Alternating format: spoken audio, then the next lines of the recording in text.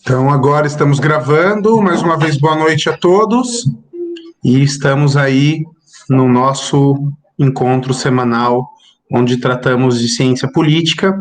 E vamos hoje continuar de onde paramos semana passada, no estudo do artigo 5º da Constituição Federal, que é o artigo que trata dos direitos individuais e coletivos, trata dos nossos direitos e deveres individuais e coletivos. E a partir daí a gente vai discutir, como estamos fazendo, em teoria, os pontos que, na prática, os pontos que a gente viu em teoria na primeira parte do curso. Deixa eu aumentar o layout aqui para eu ver todo mundo que entrou mais gente. Maria Tereza, minha mãe, está online, família sempre presente. Eu vou compartilhar a tela com vocês para a gente ver a Constituição. E aí já começamos.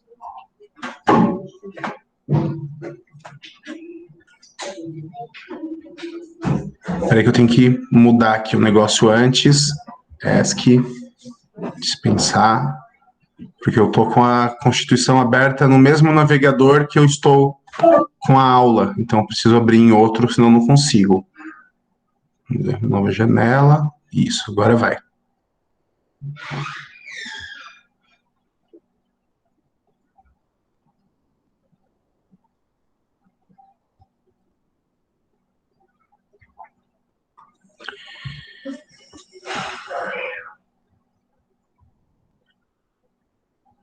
Estou conseguindo ver a tela. Aqui para mim parece que está bem legível. Se estiver bom para vocês, me avisem.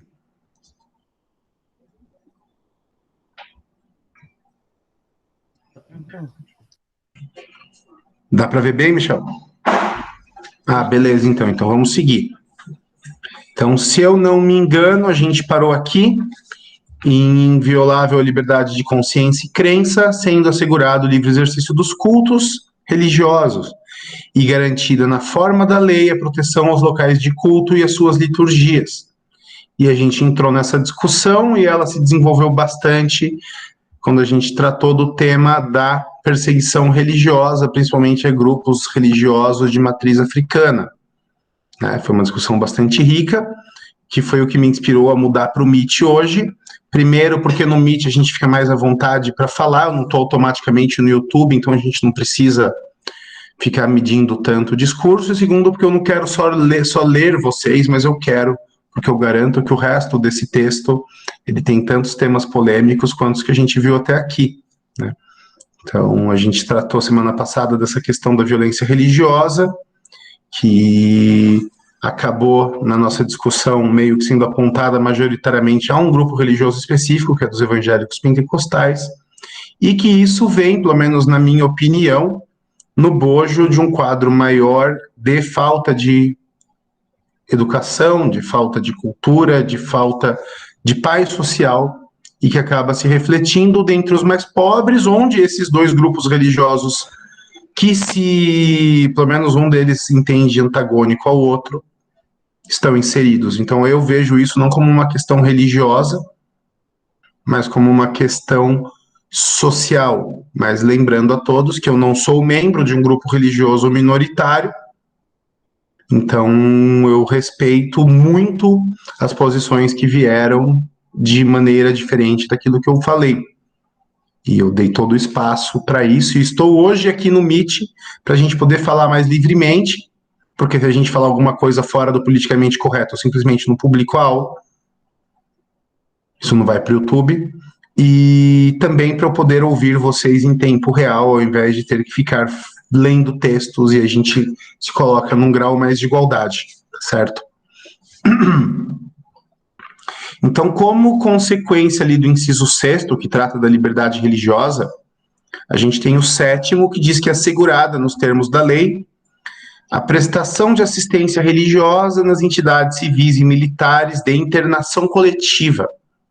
Quando eu falo em entidades de internação coletiva, militares, eu estou falando principalmente dos quartéis.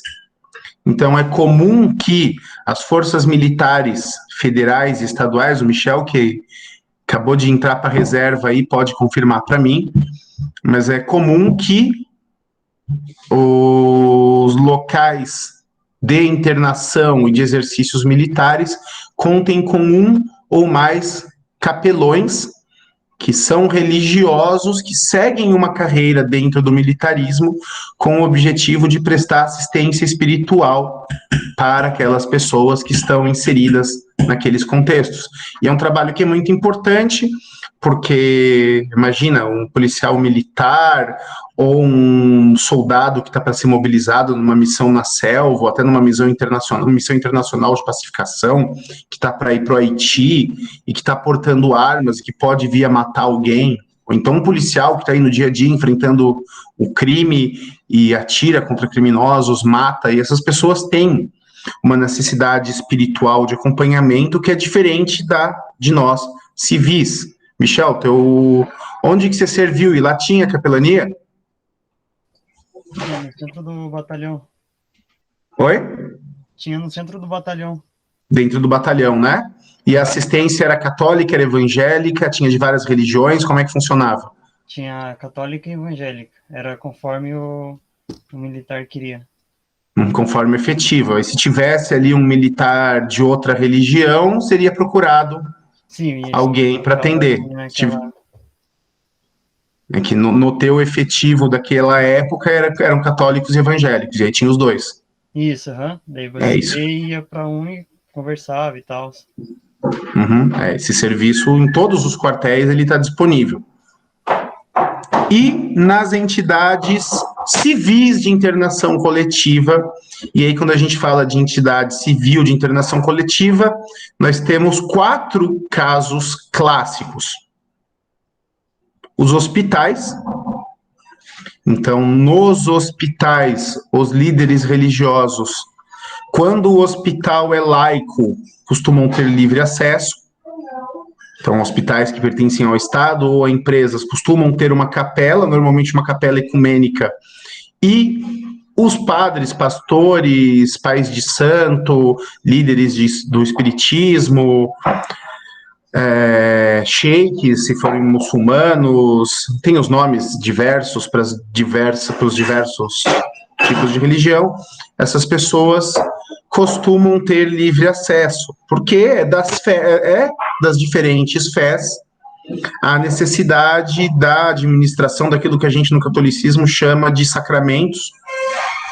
Então, você poder receber a confissão de alguém que está doente, fazer a unção dos enfermos, entregar uma bênção, não sei, isso nas outras religiões tem outros contextos e outros nomes que eu não entendo, eu não vou falar mal daquilo que vocês que não são católicos podem falar bem. Mas os hospitais costumam dar esse acesso de maneira livre, normalmente tem um capelão ou tem alguém responsável por receber essas pessoas. Nos hospitais confessionais, então, por exemplo, a Santa Casa, que é ligada à Igreja Católica, ou o Hospital Mackenzie, que é presbiteriano, a gente tem hospitais ligados a diferentes religiões, Hospital Espírita. Também há um serviço de capelania ligado à religião que é mantenedora, mas os demais líderes religiosos costumam ter livre acesso. Então, nos hospitais, a gente tem também esse serviço para que as pessoas, no momento de dificuldade, recebam conforto espiritual. Segundo caso, são os colégios internos, que é uma coisa que antigamente era até mais comum. Oi, Bruna, boa noite, bem-vinda.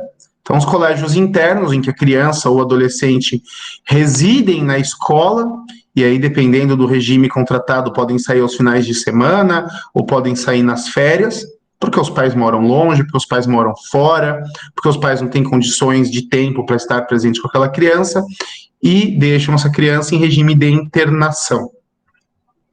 Hoje não são muitos colégios internos mais no Brasil, quase todos têm caráter religioso, e é direito da criança e do adolescente nesses locais receberem auxílio religioso, seja da igreja mantenedora,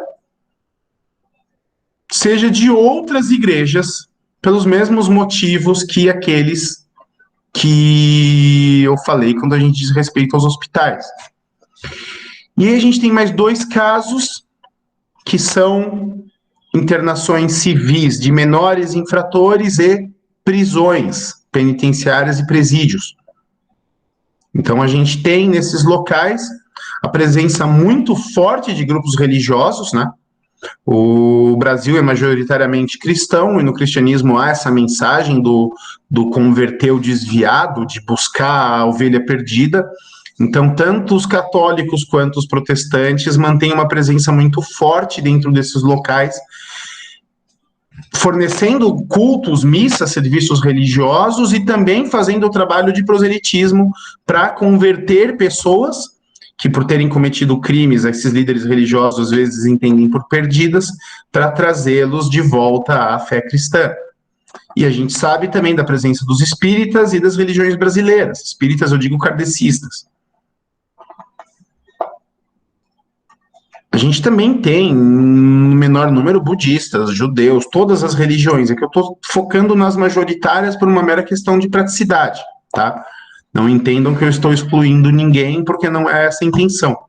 É simplesmente o fato de que esses grupos dentro do sistema prisional e do sistema dos lares de menores infratores, ele acaba tendo um papel muito importante. Muitas vezes esses padres, pastores, missionários servem de intermediários em negociações quando a gente tem rebelião, ou eles servem de interlocutores com a massa carcerária, eles costumam ser respeitados. Então é um serviço muito comum e, como o pessoal fala, né, as igrejas acabam tendo um certo protagonismo dentre a população mais pobre porque elas vão onde o Estado não vai. Você vai procurar um auxílio psicológico para um preso, você não consegue. Mas você consegue um pastor ou um padre para ouvi-lo. Então, por causa disso, as pessoas acabam se ligando às religiões, além da questão de fé individual, é claro. Então, esse é um direito constitucional, está garantido, e normalmente não é violado no Brasil. A gente não costuma ter problemas quanto ao ingresso de padres, pastores, babalorixás, sheiks e demais líderes religiosos em estabelecimentos de internação coletiva, sejam eles militares ou civis. E aí o 8, ainda dentro do campo da liberdade religiosa, não só religiosa, né? Que vai tratar do fato de que ninguém será privado de direitos por motivo de crença religiosa ou convicção filosófica ou política, salvo se as invocar para eximir-se de obrigação legal a todos imposta e recusar-se a cumprir prestação alternativa fixada em lei. Então, existem fés religiosas ou convicções políticas das quais as pessoas sim podem sentir-se impedidas a praticar determinados atos. Então, vamos supor o sujeito que, por ser de alguma religião específica ou por ter uma formação anarquista, diga que não aceita servir as Forças Armadas. O cara tem uma formação pacifista ou uma formação religiosa anti-armamentista, e por conta disso ele diz que não aceita servir as Forças Armadas. E eu lembro que quando eu fui me alistar, há 21 anos atrás, quando eu me alistei para servir, e eu não fui selecionado, a primeira pergunta que o recrutador fez foi a de que se alguém ali declarava portar alguma crença ou religião que impediria o serviço militar. Foi a primeira pergunta que foi feita para os rapazes que estavam ali aguardando para fazer o alistamento. Antes mesmo de preencher o CAN, né, o formulário de alistamento militar. Agora, essa convicção pessoal e essa convicção filosófica, ela não pode servir para que a pessoa use aquilo como muleta para não servir ao país. Nós, enquanto cidadãos, temos direitos, né? Estamos tratando aqui dos direitos, mas temos também deveres. Então, nós queremos viver num país que é soberano? Sim. Então, nós temos que fornecer homens para as Forças Armadas.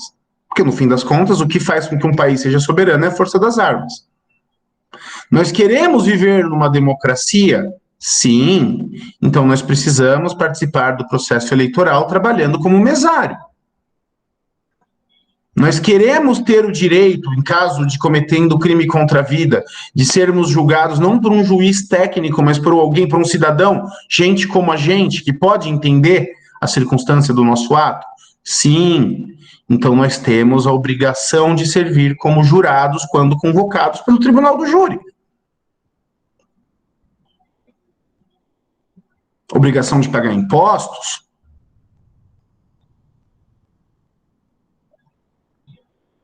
Nós temos várias obrigações enquanto cidadãos, obrigação de cumprir as leis.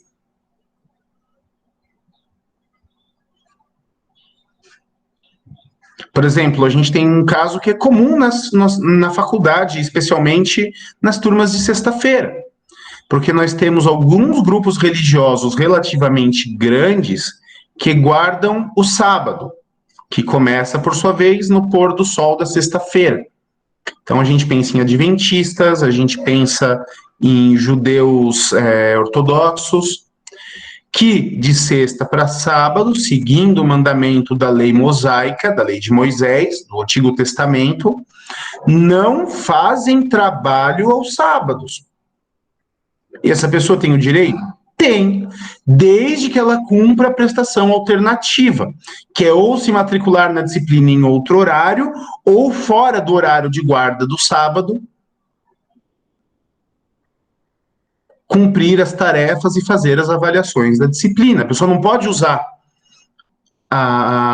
o dogma religioso da guarda do sábado para dizer, então eu não estudo de sexta-feira e vocês têm que me passar. Não, você tem o direito, você não vai ser privado do teu direito de estudar por conta da tua obrigação religiosa de guardar o sábado, mas você vai ter que estudar em outro dia.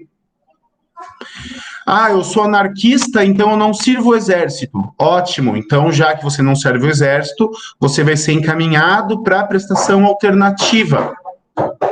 E aí vão te mandar para algum projeto social, vão te mandar para o Projeto Rondon para ajudar a gente na Amazônia, vão te mandar para servir de voluntário num hospital, vão te mandar para servir de voluntário numa escola, e você tem que ir, porque o país conta com o fato de que são os cidadãos que fazem o cumprimento das leis. Então, a tua convicção religiosa ou filosófica não pode te impedir de cumprir as obrigações que estão previstas na lei e na Constituição. Não sei se ficou claro. Eu sou anarcocapitalista e eu sou contra a cobrança de imposto. Imposto é roubo.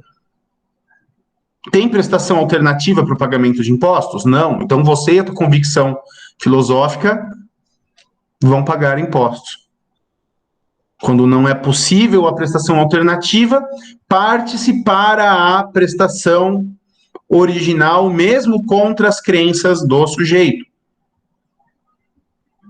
Porque há aí um interesse coletivo, que além de coletivo está previsto constitucionalmente. Então é parte das obrigações daquilo que o país precisa dos cidadãos.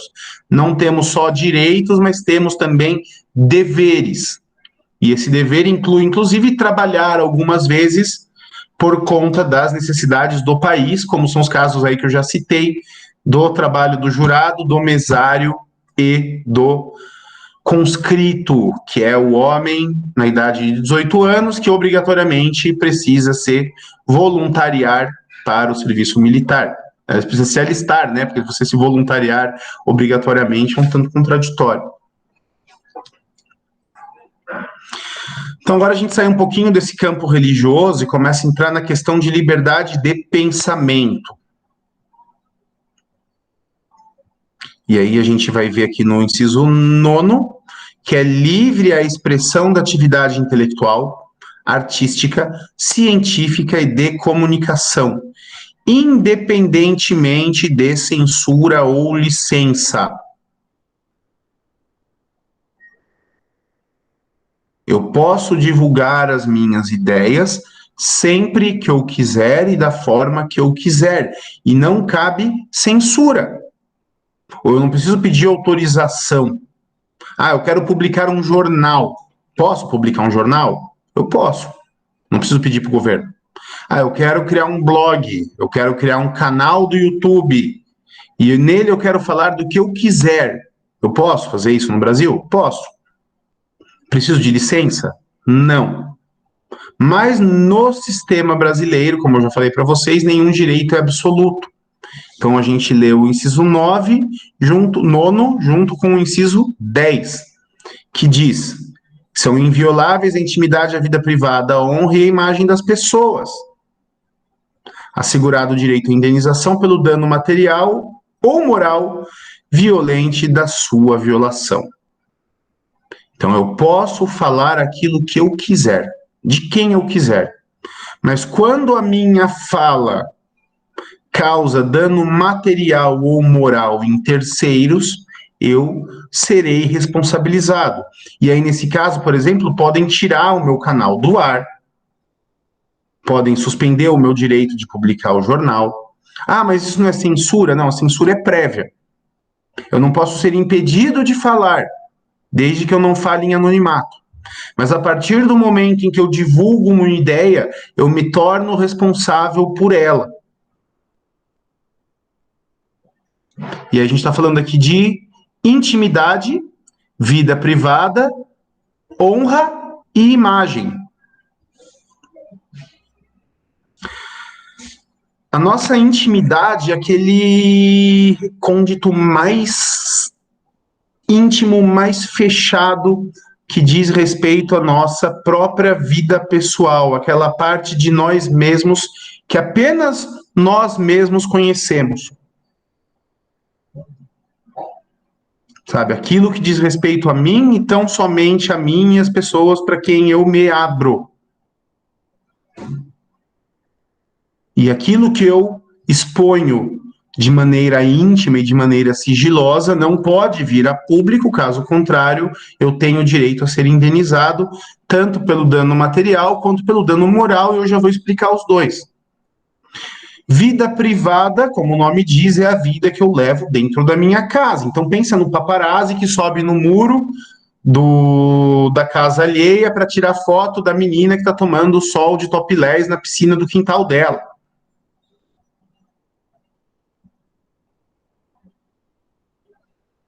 Ou da pessoa que tem uma relação familiar complicada, um divórcio, um adultério, e isso se torna matéria de conhecimento público e vai parar na imprensa. Aquilo que eu faço dentro da minha casa é vida privada. Intimidade é mais o que eu sinto dentro de mim, aquilo que eu exponho de mim para o outro. Vida privada é o que eu faço dentro de casa.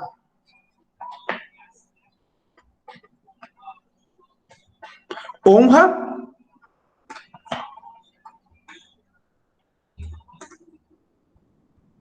Honra.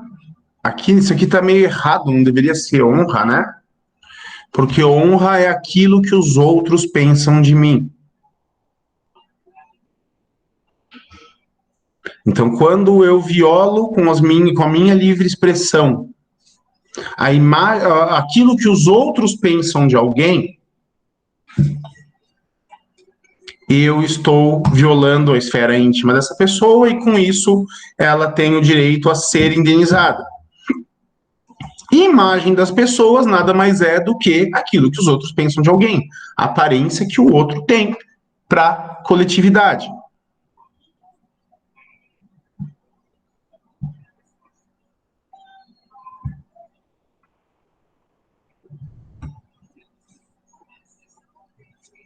Honra e imagem acaba sendo pleonasmo, mas um problema de texto aí da Constituição. E aí fica assegurado o direito à indenização pelo dano material. Dano material é quando algo que as pessoas fazem a mim de maneira ilegal e injusta me causa danos econômicos ou materiais.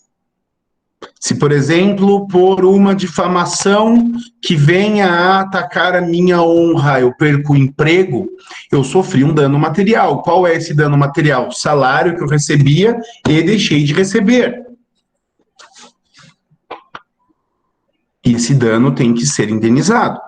E, por outro lado, o dano moral, que é o sofrimento íntimo que eu vou experimentar por passar por uma situação injusta. Sentimento de injustiça, de ultraje, de vergonha. Isso é dano moral.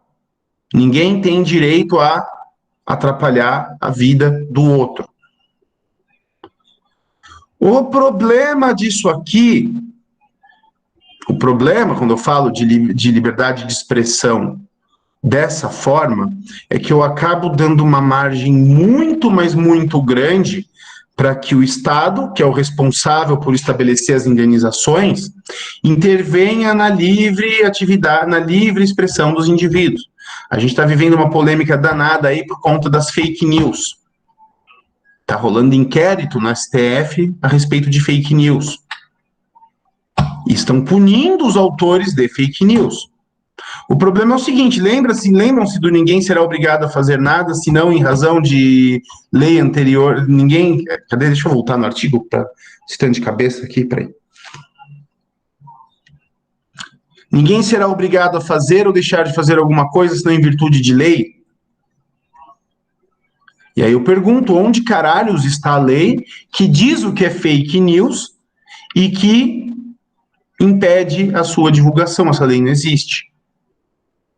Só que como as fake news, em teoria, podem gerar danos, então, em teoria, sem ter o dano concreto a um terceiro, a justiça passou a entender que ela pode coibir e filtrar o que vai ser e o que não vai ser publicado. O que nos cria um outro problema ainda maior, porque para eu ter alguém que define o que é fake news, o que é notícia falsa, eu preciso eu preciso entregar para o Estado o poder de diferenciar a verdade da falsidade, de dizer o que é verdade e o que é mentira. Então, por exemplo, eu tenho uma interpretação de um fato histórico qualquer.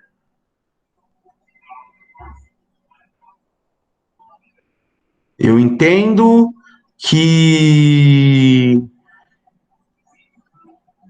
o Brasil, vamos lá, vamos para a polêmica, que a polêmica é sempre melhor. Eu entendo que o Brasil é uma sociedade inerentemente racista. Ou uma outra pessoa poderia dizer que o Brasil é uma sociedade livre de racismo. A quem cabe dizer se isso é verdade ou não? Do jeito que a Constituição está sendo interpretada, a Justiça, o Supremo Tribunal Federal e os demais tribunais sentem-se no direito de emitir a sua versão da história e das consequências políticas dela para dizer o que é verdadeiro e o que é falso. Então você acaba tendo, por detrás desse combate à violação da esfera moral e patrimonial das pessoas, o Estado se arvorando em fonte do bem e do mal e da verdade. Isso é perigoso pra caralho para você cair no autoritarismo.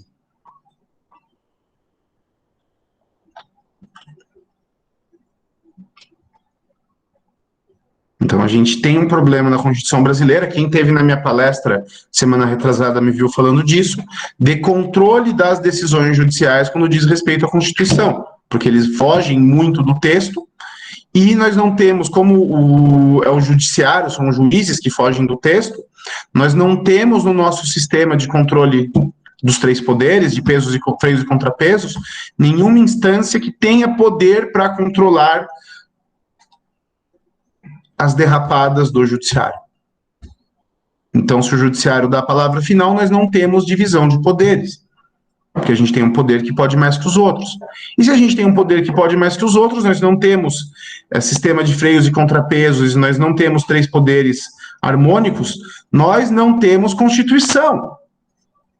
Isso é o que afirma a Declaração Universal dos Direitos do Homem e do Cidadão, da Revolução Francesa. Porque se eu tenho o Estado, por meio de um dos seus poderes, ditando regras acima dos demais poderes e da população, todos os direitos constitucionais ficam sujeitos ao arbítrio do Estado. Então, eles podem suspender qualquer direito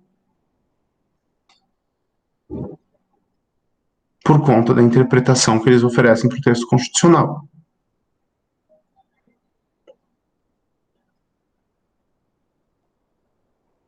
A gente está vivendo nessa questão de direitos, de ciência política e direito constitucional no Brasil, um momento bem complicado e bem perigoso.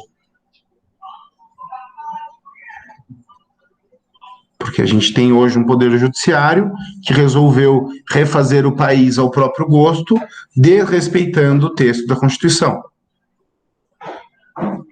Isso é perigosíssimo.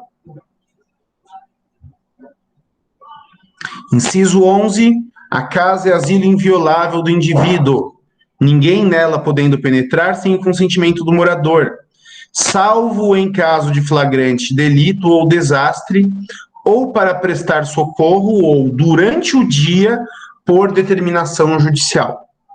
Quem que pode entrar na minha casa sem ordem minha? Ninguém.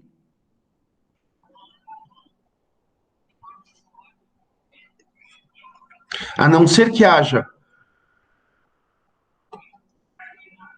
desculpem, a não ser que ocorra flagrante delito. O que é o flagrante delito? É quando o criminoso é visto cometendo o crime naquele momento, quando há a prática do crime. Então, vamos supor que um ladrão, eu policial, vejo um furto, persigo o ladrão, e eu estou ali nos atos persecutórios, eu ainda estou estendendo o flagrante, e esse ladrão, para se valer da proteção do inciso 11, se enfia na casa dele. Eu posso invadir a casa dele e levar ele preso. Por quê? Flagrante delito. Ou desastre. Eu posso entrar na casa de alguém? Não, mas está tendo incêndio. Então eu posso entrar para ver se tem gente lá, se alguém está precisando de ajuda para fazer o socorro. Durante o dia, se eu não tenho flagrante delito, eu preciso de determinação judicial. Um juiz de direito vai emitir um mandado, não confundam mandado com mandato. Mandado é de mandar. Foi mandado pelo juiz prender o fulano. Para eu entrar na casa de alguém durante o dia sem flagrante delito ou desastre, só em caso de ordem judicial. Se o juiz não autorizar, não entra. Então é bem comum quando a polícia precisa, por exemplo, cumprir um mandado de prisão, não sei para quem acompanhava ali a Lava Jato e tal, a Polícia Federal passava a madrugada de campana na porta do sujeito que ia ser preso e esperava 5 horas da manhã para bater na porta e, se fosse o caso, arrombar a porta para levar o sujeito preso. Porque a Constituição diz que eu só posso entrar na casa dos outros por determinação judicial durante o dia. Não posso cumprir mandado de prisão à noite. Por quê? Porque as pessoas têm direito à dignidade delas. Vai ser presa de pijama, de zorba. Então, quando que é esse durante o dia? Entre 5 da manhã e 22 horas. No horário do descanso noturno, você não pode cumprir mandado de prisão. Por quê? Porque a lei e a Constituição brasileira não permitem. Aqui tá claro?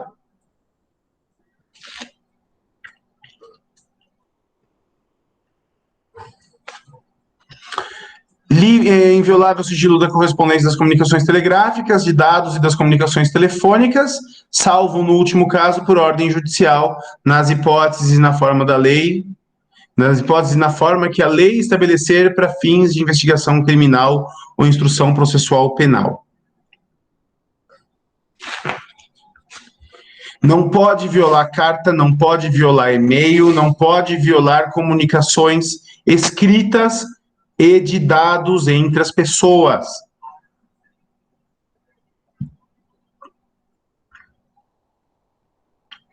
Comunicação telefônica, é possível autorização daqueles grampos, né? Para quem de novo acompanhou as Lava Jato da vida, é possível autorização de grampo telefônico em algumas situações bem específicas para obter prova de prática de crime. Mas para isso é preciso antes pedir para o juiz.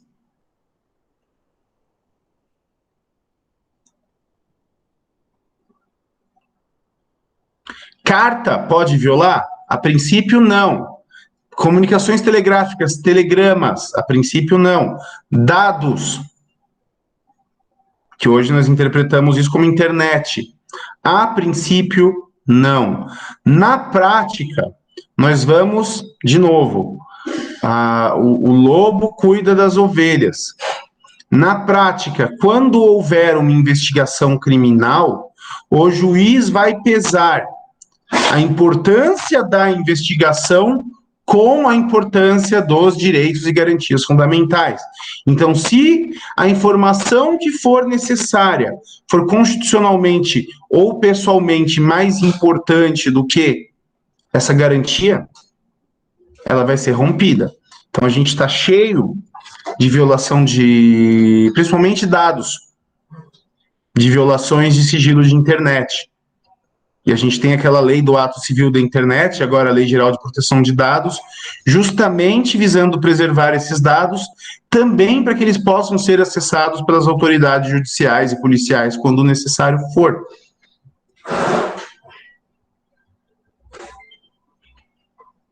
Então, se eu tenho o Estado autorizado a violar o meu sigilo na internet, isso significa que não existe sigilo na internet. Porque quem mais violaria o meu sigilo de maneira legal?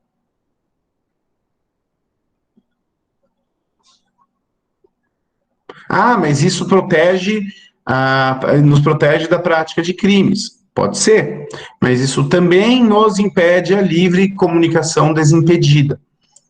Então, eu restringo a liberdade de comunicação e a liberdade de expressão e a liberdade de pensamento para, a princípio, preservar crimes. E essa eu sei que é uma questão polêmica, muita gente concorda com isso. Eu vejo dois problemas nisso. O primeiro é que você está violando as liberdades civis de milhões por conta de centenas de criminosos. O segundo é que quem vai entender as situações de investigação criminal em que essas quebras de sigilo são válidas é a autoridade judicial, que é um ente do Estado. Então, eu tenho uma garantia de liberdade de comunicação que vale contra o Estado. Mas quem decide quando ela vale ou não é um agente de Estado. O lobo cuida da ovelha.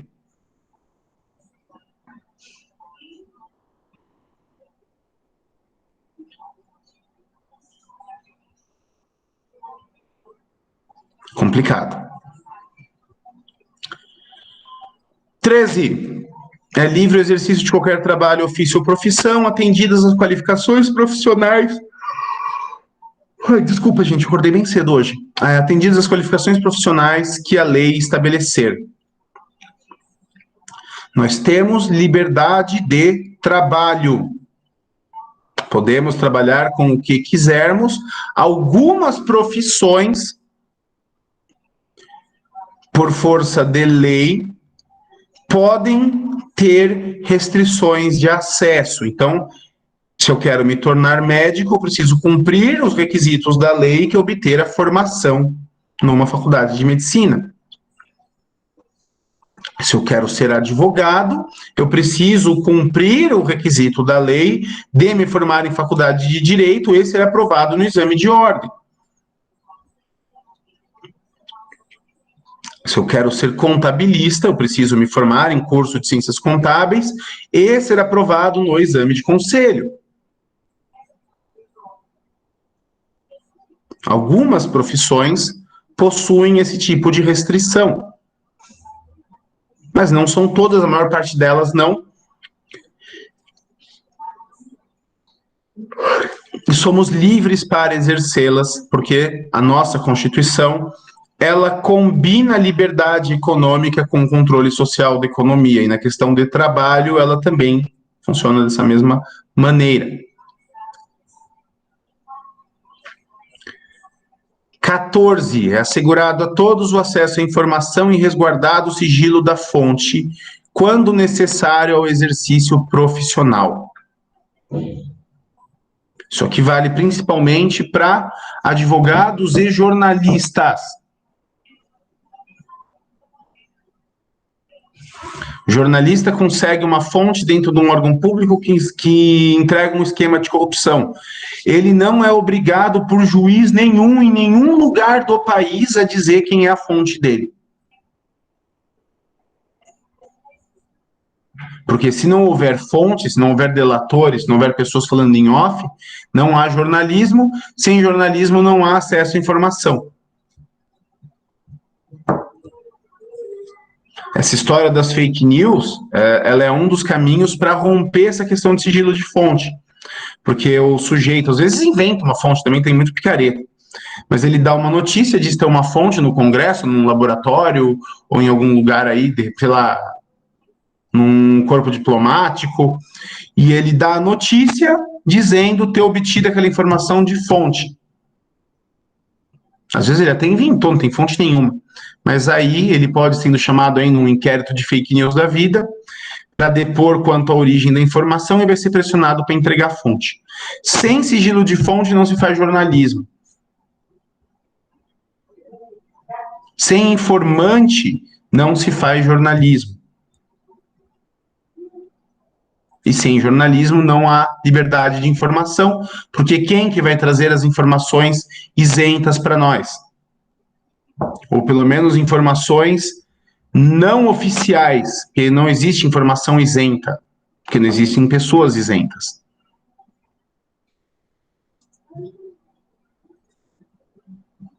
Mas quem que vai trazer informação livre?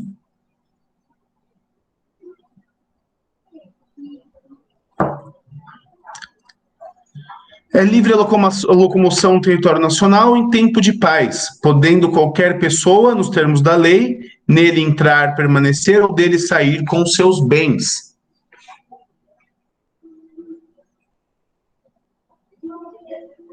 É livre a locomoção no território nacional em tempo de paz, podendo qualquer pessoa, nos termos da lei, nele entrar, permanecer ou dele sair com seus bens. Vocês entendem o sentido disso?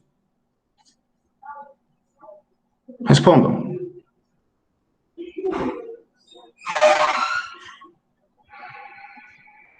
Por favor, alguém?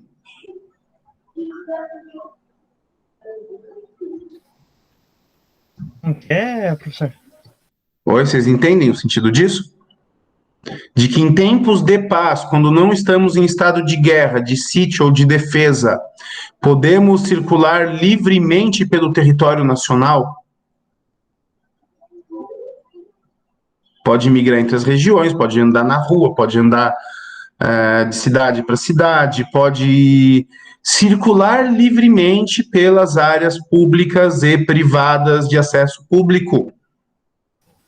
Eu acho que, tipo, pode porque em tempos de paz, né, professor? Aí, Isso. caso haja uma guerra ali, eu acho que não dá porque... Não, em tempo de guerra vale outro artigo que trata dos artigos de defesa e de o estado de sítio e estado de defesa. Eu faço essa pergunta e ela é polêmica, eu até escrevi um artigo a respeito disso lá para a Gazeta do Povo. Os decretos da pandemia são constitucionais?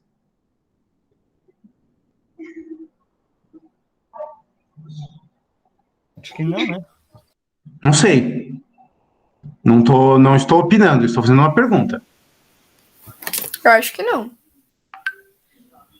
Quando a gente tinha um toque de recolher ou regras que nos impediam de circular pelas ruas ou que proíbem as pessoas de acessarem locais privados de acesso público como comércios e que interrompem o exercício do trabalho. Essas coisas são constitucionais? Sim. O que vocês acham? Não tá na Constituição, isso é um decreto, né? Não sei. Ai, tô confusa. Vanessa pensa que não. Vamos lá, Brenda, Alisson, Natália, Amanda. Quero ouvir de vocês.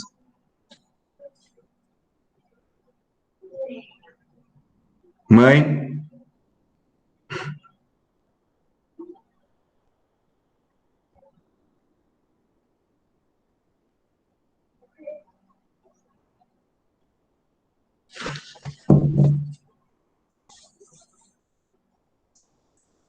Assim, né, para a gente entender um pouquinho, né, baseado no que está escrito na Constituição, não, né? Existe uma hierarquia entre normas, né? Então a gente tem a Constituição como a principal das leis do país. Depois nós temos as leis, que são as ordinárias, que são leis comuns, as leis complementares, que são aquelas que completam o termo da Constituição. Então aqui no 12, né? Violações telefônicas, é inviolável sigilo telefônico, salvo nas hipóteses e na forma que a lei estabelecer. A lei que estabelecer isso aqui é chamada de lei complementar, porque ela completa o sentido da Constituição. Então a gente tem as leis complementares e as leis ordinárias. Elas não têm hierarquia entre si, apesar de que para aprovar uma lei complementar, a Constituição exige um quórum maior por parte do Congresso. Abaixo das leis, nós temos os decretos, que são ordens administrativas que visam a aplicação das leis.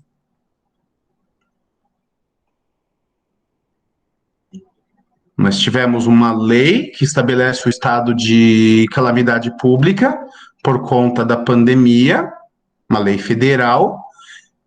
Temos várias leis estaduais e municipais que estabelecem os estados de calamidade pública por conta da pandemia, e a partir dessas leis, governadores e prefeitos publicaram decretos, que são ordens executivas, suspendendo a livre circulação de pessoas e a liberdade de trabalho e empreendedorismo.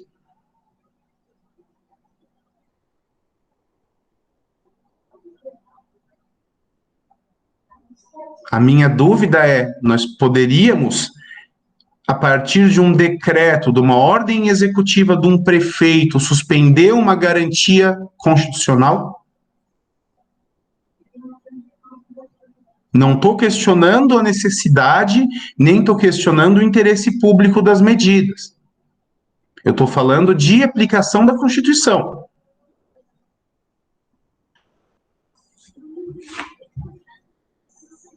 Eu acho que vale o decreto. Você acha que vale o decreto?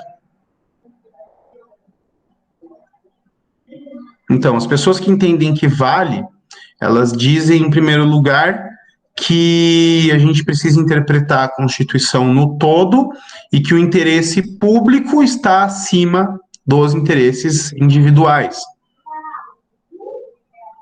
Então, uma ordem executiva que visa a proteção da vida e do interesse público teria em si o direito de suspender, mesmo uma garantia fundamental. O problema é que a Constituição, ela estabelece, aqui ela diz, né, que para você, aqui é livre a locomoção no território nacional em tempos de paz, podendo qualquer pessoa, nos termos da lei, nele entrar, permanecer ou dele sair com seus bens. Então, quando eu falo em tempos de paz, qual é a exceção a isso? Vamos lá no artigo.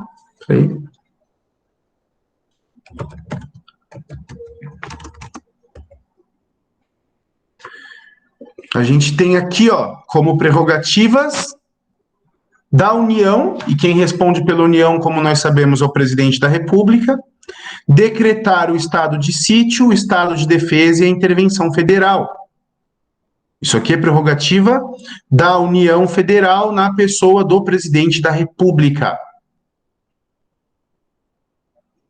O presidente decreta, encaminha para o Congresso Nacional e o Congresso Nacional autoriza o estado de sítio, aprova o estado de defesa e depois o suspende. Vamos ali no estado de sítio.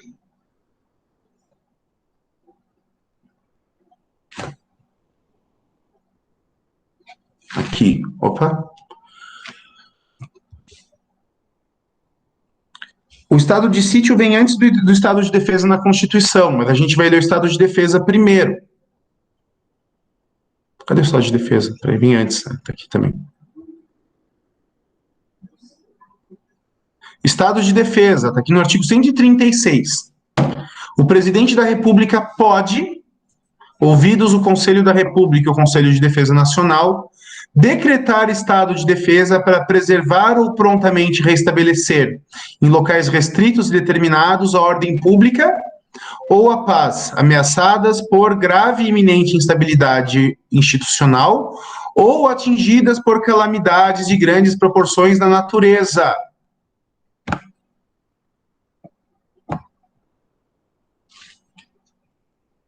E aí o decreto que instituir o estado de defesa, eu só tô lendo, né?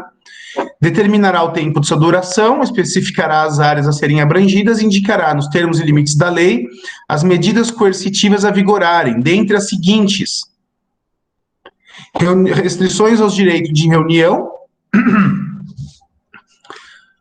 sigilo de correspondência, sigilo de comunicação, ocupação e uso temporário de bens públicos.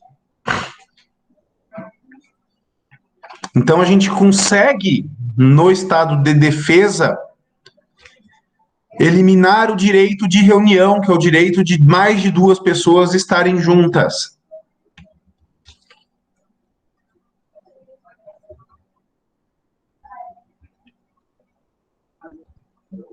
No estado de sítio, o estado de sítio ele pode ser decretado quando houver aquela situação grave do estado de defesa e que não foi resolvida com o estado de defesa, o presidente pode decretar estado de sítio, ou em declaração de guerra ou resposta à agressão armada estrangeira.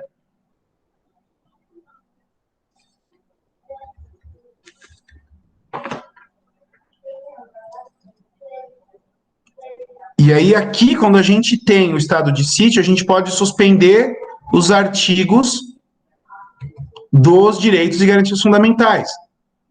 E aí só poderão ser tomadas contra as pessoas as seguintes medidas: obtenção de permanência em localidade determinada,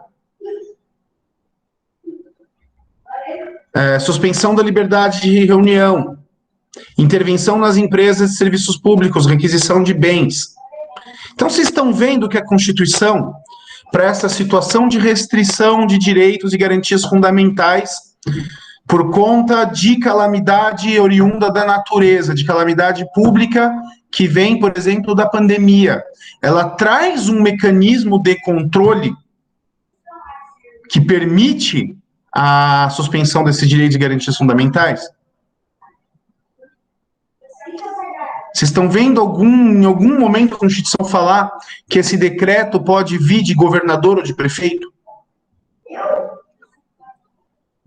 Eu entendo que toque de recolher e todas as medidas que foram tomadas, por mais necessárias que tenham sido, elas eram muito inconstitucionais. Porque a Constituição é clara. Para eu limitar direito à livre circulação no território nacional, eu tenho que estar fora de tempo de paz. Fora de tempo de paz significa estado de sítio, estado de defesa. E quem pode chamar estado de sítio, estado de defesa é o presidente da República, depois referendado pelo Congresso Nacional. Fala, Michel. Professor, qual que é o significado de estado de sítio? Estado de sítio significa... Sítio, né? Normalmente você diz que se está sitiado numa situação de combate, acho que você sabe disso melhor que eu, quando você está cercado. Então, o estado de sítio é quando o país entra no modo de guerra. Então, você vai poder requisitar fábricas e prédios públicos para o esforço de guerra, você vai poder restringir a livre circulação de ideias e de pessoas, você vai poder restringir a livre circulação de correspondências, porque você precisa unir o país em torno daquilo que é necessário para vencer o inimigo. O estado de defesa, o estado que vem antes do estado de sítio, ele é preparatório quando você está na iminência de um conflito ou quando você está enfrentando uma situação de calamidade e você precisa suspender a normalidade, o direito, para conseguir fazer um enfrentamento bem feito daquela situação. Então, você parte do estado de defesa, se não resolve, vai para o estado de sítio. Agora, por outro lado, se o país, por algum motivo, declara guerra a uma potência estrangeira, ou uma potência estrangeira ataca o Brasil em armas, nós automaticamente ingressamos em estado de sítio, desde que o presidente decrete. E a Constituição fala, para você ter suspensão das garantias individuais de livre circulação de pessoas, é só fora dos tempos de paz. A gente não teve decretação de estado de defesa. Ah, entendi. Então, Entendeu? o errado foi os governantes, os prefeitos ali, né? Na verdade, eles foram autorizados pelo Supremo Tribunal Federal. Mas não foi o presidente que decretou Não. nem defesa nem sítio, né? Não, em momento nenhum. Nunca, nem pelo que eu conheço do governo, nem passou pela cabeça deles fazer isso. Entendi. De novo, não estou defendendo nem atacando o governo. Se o Bolsonaro deveria ou não ter decretado estado de defesa, fica aí para cada um pensar nisso e votar ou não nele ano que vem. Não estou me posicionando quanto ao governo, porque não é meu papel aqui fazer isso. Se vocês quiserem fazer, fiquem à vontade. Mas, assim, vocês acham que ele deveria ter feito ou não deveria ter feito? O que eu estou dizendo é que o caminho para você ter lockdown, o caminho para você ter toque de recolher, o caminho para você ter fechamento de empresas era o da decretação do estado de defesa e depois do estado de sítio. E nunca decretos municipais. Então eu tenho uma garantia, assim, um direito fundamental que é constituinte da minha dignidade humana, que me define enquanto gente, que diz que é inerente à minha dignidade enquanto membro da espécie humana, ou seja, uma coisa seríssima. Por que nós temos direitos humanos? Porque nós somos humanos, a gente adquire isso no nascimento. Em algumas ordens constitucionais, a gente adquire isso como decorrência do fato de que fomos criados à imagem e semelhança de Deus. E um decreto, assim, um direito dessa nobreza poder ser suspenso por uma canetada de um prefeito,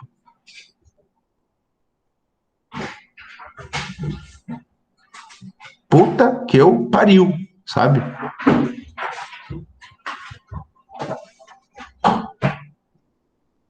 Eu tenho esse texto, saiu na Gazeta, inclusive, chama O Soberano e os Animais.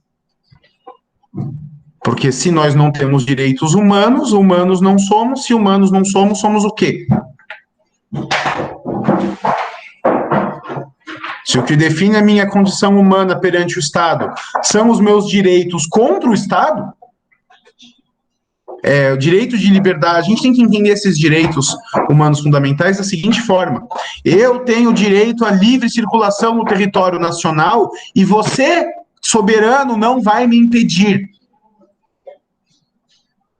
Eu tenho direito ao livre exercício da profissão que eu bem entender, e você, Estado, não vai me impedir. Esses direitos são direitos contra o Estado.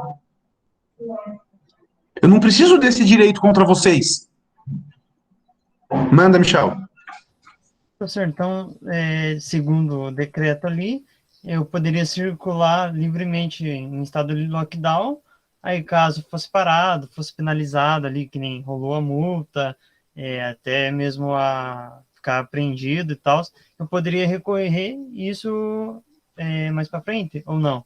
Então, o problema é aquilo que eu falei para vocês. O judiciário no Brasil hoje, principalmente o Supremo Tribunal Federal, ele entende, e ele, por uma posição até de poder conveniente para ele se vê no direito de interpretar a Constituição fora daquilo que ela diz. Então, foi o Supremo Tribunal Federal que autorizou estados e municípios a suspenderem direitos e garantias fundamentais sem estado de defesa ou de sítio. Então, muito dificilmente a gente conseguiria reverter uma multa ou uma prisão dessas por conta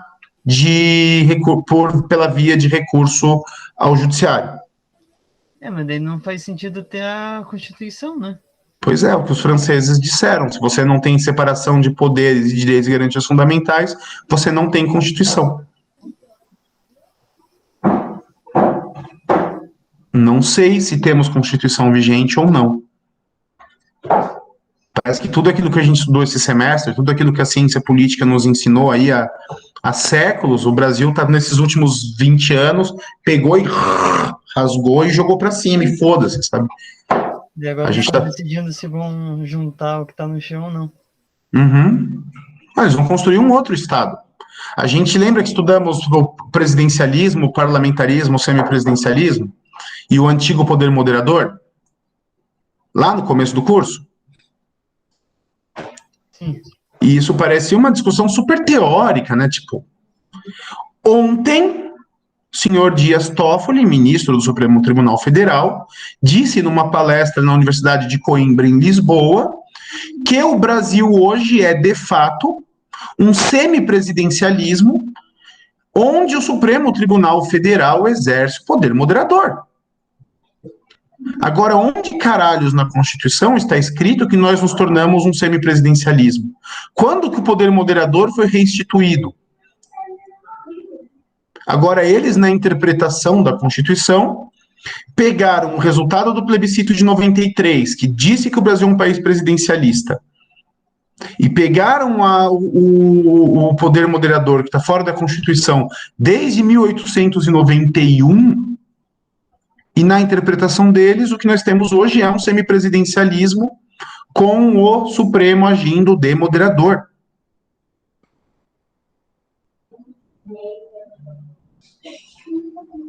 E esses são os caras que recebem para interpretar e regulamentar o uso da Constituição Federal. Mas aí, no caso, o errado tá é o presidente, né? Porque não se posicionou contra isso. Mas para o presidente se posicionar contra isso, Michel, primeira coisa, ele precisaria de uma coisa chamada armas. As Forças Armadas, em caso dele decretar uma intervenção, estariam ao lado dele? Mas daí ele é presidente. Mas o presidente é um homem que nem eu, que nem você, que está sentado numa mesa com uma caneta na mão. O poder do presidente vem, em primeiro lugar, do apoio popular. Em segundo lugar, vem do fato dele conciliar poder executivo. Ele precisa conseguir executar as ordens. Se ele não tiver o suporte político e bélico para impor as suas vontades, ele não tem poder, de fato.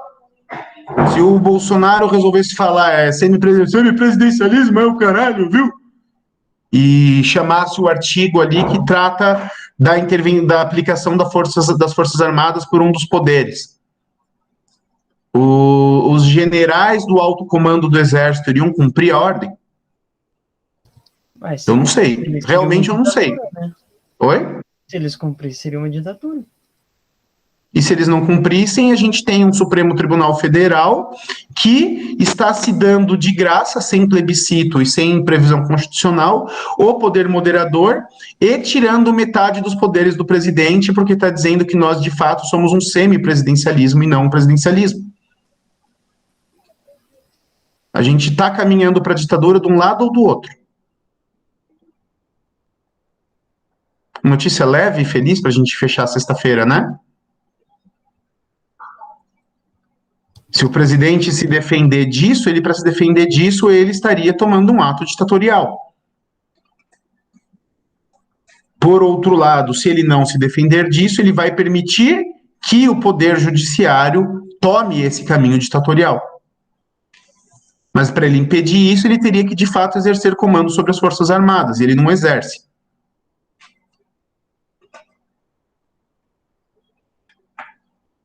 E ele teria que ter apoio popular, que ele não tem para um ato dessa magnitude.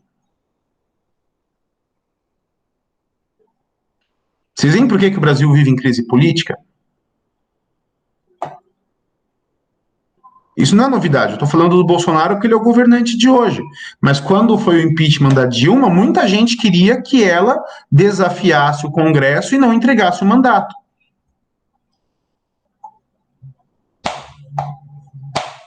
Já que é golpe, ela teria, para os que dizem que foi golpe, ela teria legitimidade para recusar o golpe contra golpear. Mas para ela fazer isso, ela teria que ter o quê? Apoio na rua e arma. E ela não tinha nenhuma das duas coisas.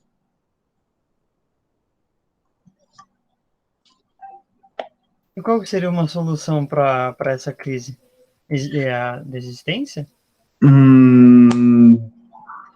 ou o Supremo recuar nessa sanha dele de ganhar poder contra o texto da Constituição, ou o presidente recuar e se chamar novas eleições até votar em alguém que seja do agrado do judiciário. Ou a gente criar consenso no país a respeito do que a gente quer de fato do nosso Estado, qual é o tipo de país que nós queremos ter, e aí fazer uma nova Constituição, ou uma reforma dessa Constituição que está aí, para a gente ter um sistema político que condiga com a nossa vontade popular. Só que a gente não tem vontade popular ainda. O que o povo quer? Qual que é a reforma que o povo quer? A gente quer presidente poderoso, a gente quer um Supremo forte, a gente quer um Congresso que funcione, a gente quer volta do Império. O que a gente quer? Enquanto o povo está dividido, a galera lá em Brasília está bem unidinha, dividindo o botim e se refastelando no autoritarismo e na ditadura.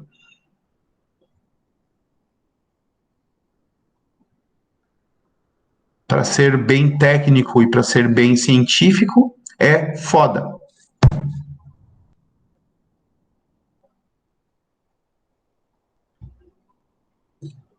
Bom, gente, é alegria e animação demais para uma sexta-noite. Já estamos aí com 1h10 de aula. Semana que vem a gente prossegue aí nos nossos estudos da Constituição. Passamos aí por presidencialismo, semipresidencialismo, liberdade de ir e vir, pandemia, liberdades religiosas, liberdade de expressão. Falamos de bastante coisa importante aí nessa hora e pouquinho de aula. Agradeço aí a presença de todos. Desejo aí para vocês um bom fim de semana. Fiquem com Deus e semana que vem a gente está aí de novo. Beleza? Boa noite, professor. Valeu, Natália. Obrigado. Brenda, boa noite. Boa noite. Eu estou encerrando a gravação, viu? Boa noite. Valeu, boa noite, cara. Boa noite, professor. Falou, Bruna, boa noite.